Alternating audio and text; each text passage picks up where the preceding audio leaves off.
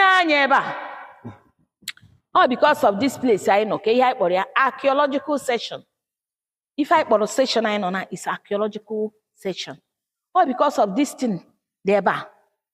This section now, okay, you will want Igbo-ukwu Museum. Oh, maka ihe egwupụta na Igbo-ukwu a na-akpọ Igbo-ukwu bronze pot. Oh, be mmadụ ite anụnwa a na-akpọ Igbo Isaiah, Igbo Richard, Igbo Jonah. Oh, be mmadụ ite a ka egwupụtara ihe a na-akpọ gịnị bronze pot. Kedu ife fa na-eme wee gwupụta ya? Anọkatara je gwube ani chọba bronze pot. No, because onwere onye mana ihe a dị n'ime ani.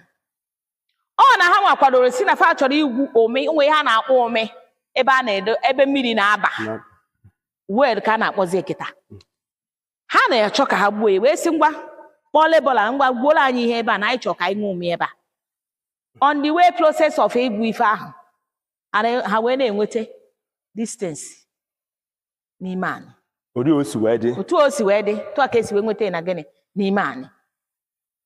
So ha mekwa na ha nwụrọkwa n'ife ọbụ. Ha wee jekpo onye ọcha Thompson Shaw see the man. Onye ọcha abịazi wee nenecha wee si na this thing dị ebe a na a na-akpọ bronze pot no go 9th century AD after ka amụcha Christ. Ka this bronze pot na ndị otie maka ha hiri nno bido debe na gịnị n'ime anyị.